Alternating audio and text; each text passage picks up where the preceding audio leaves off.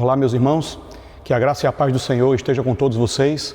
Como prometido, eu estou aqui para dar uma breve palavra sobre este período eleitoral que nós estamos passando, às vésperas do primeiro turno das eleições 2022.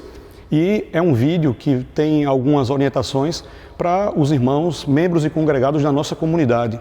Mas, caso você possa achar útil para outra pessoa, com certeza você pode encaminhar sem nenhum problema. Ao contrário do que muitas pessoas acham, um cristão ele deve se envolver com a política, porque a política está em tudo. Agora, quando nós falamos em política partidária, é que existe tanta divergência. E hoje nós estamos no meio de uma radicalização, em um extremismo em que, se eu falar que concordo com algum posicionamento de algum candidato específico, é como se eu tivesse que abraçar toda a agenda política daquele candidato. Ou mesmo, se eu falo ou visto uma camisa com determinada cor, é como se eu já fosse identificado com outro nicho partidário. E isso tem desfeito amizades sinceras, tem desfeito relacionamentos familiares, tem trazido transtorno em ambientes de trabalho, e isso também tem acontecido no meio da Igreja do Senhor. Qual deve ser a postura de um cristão no meio de toda essa polarização e radicalização? Eu queria pensar algumas coisas aqui com os irmãos. Primeiro, o cristão, ele não deve ficar alheio às questões da sociedade.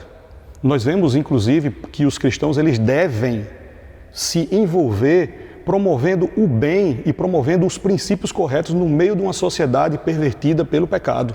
Daniel, Sadraque, Mesaque e Abednego estavam ali entre aquelas autoridades no meio da Babilônia, corrompida pelo pecado, mas eles foram diferentes.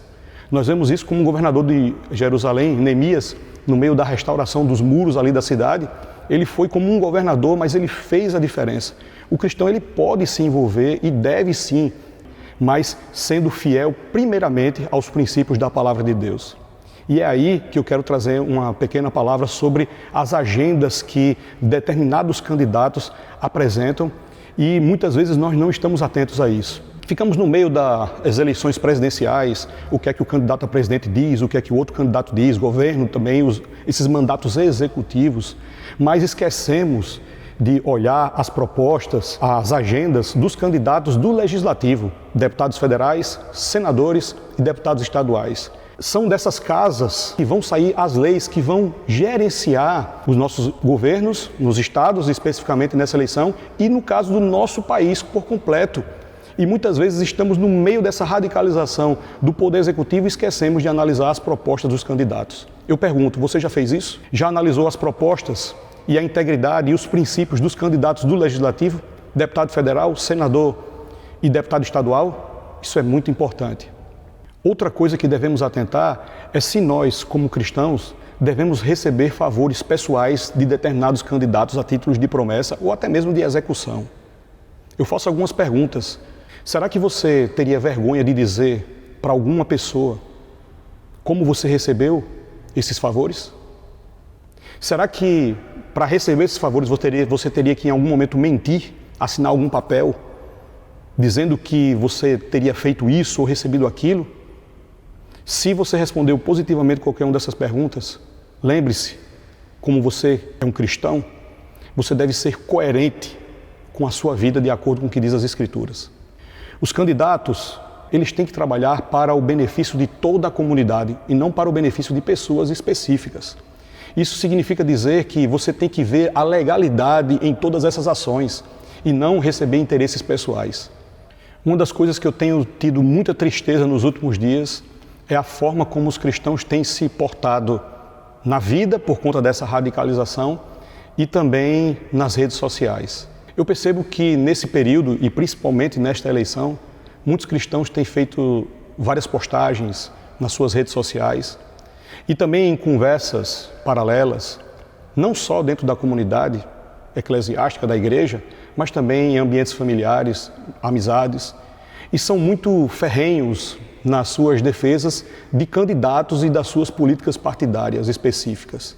Mas eu percebo uma grande incoerência, porque ao passo que as pessoas têm toda essa ousadia, coragem para defender candidatos, essas pessoas não têm essa mesma coragem e ousadia para anunciar no restante dos dias do amor de Cristo para pessoas que estão precisando. Caso de alguma maneira você se encontre nessa situação, faça uma reflexão. O tempo que você tem dedicado para defender candidatos é maior do que o tempo que você tem dedicado para defender a fé em Jesus Cristo. Mas você pode até dizer, pastor, essa eleição ela é diferente porque está em jogo aqui a luta do bem contra o mal, como alguns gostam de dizer. Eu queria afirmar para você que não só nessa eleição existe uma luta do bem contra o mal, mas na vida do cristão, a minha e a sua vida aqui na terra, já é a luta do bem contra o mal. O apóstolo Paulo já falou em Efésios capítulo 6, que a nossa luta ela não é contra o sangue e a carne, mas é contra os principados e potestades, os dominadores deste mundo tenebroso nas regiões celestes. O cristão, ele vive numa batalha completa todos os dias da sua vida. E como é que nós devemos lutar essa batalha? O próprio texto nos diz, nos revestindo da armadura de Deus para que possamos resistir no dia mau. Será que você tem tido estas armas ou você tem colocado nas suas mãos armas simplesmente humanas? E você, ao invés de defender a fé, como você diz que defende, você está simplesmente atacando pessoas. E ao invés de ter portas abertas para a pregação do Evangelho, você somente arranja inimizades e facções, divisões, que são todas contrárias à palavra de Deus. Analise as propostas dos candidatos, principalmente as propostas do Legislativo. Faça uma autoanálise e veja qual tem sido a sua prioridade nas discussões político-partidárias. Se quiser manifestar a sua intenção de voto, apesar de que o voto no Brasil é secreto, faça, mas faça com moderação, sem querer atacar as pessoas. Abra janelas de discussão sadia, intelectual, da sua mente, para que você possa produzir crescimento nas pessoas, ao invés de afastar as pessoas do pensamento que você quer que ela abrace. Como cristão, todos nós também devemos analisar as agendas dos políticos para saber se alinham com os princípios da palavra de Deus. Não significa dizer que em todo momento o político vai defender todas as agendas da Escritura, mas, infelizmente, faça uma análise daqueles que têm maiores propostas que se alinham com os princípios da palavra. Porque eu e você, como cristãos, precisamos ter essa coerência. E aí, ore a Deus. Ore a Deus para que você possa tomar a decisão correta. Estamos passando por dias muito difíceis. E essa eleição, ela faz parte da nossa atividade enquanto cidadãos brasileiros.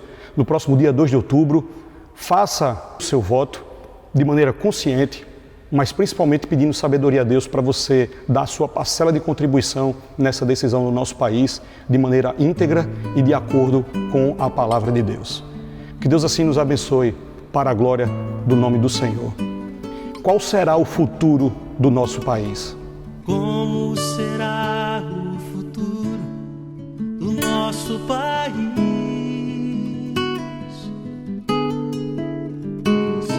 Brasil,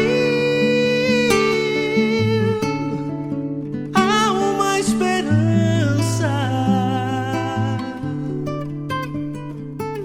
Volta teus olhos pra Deus.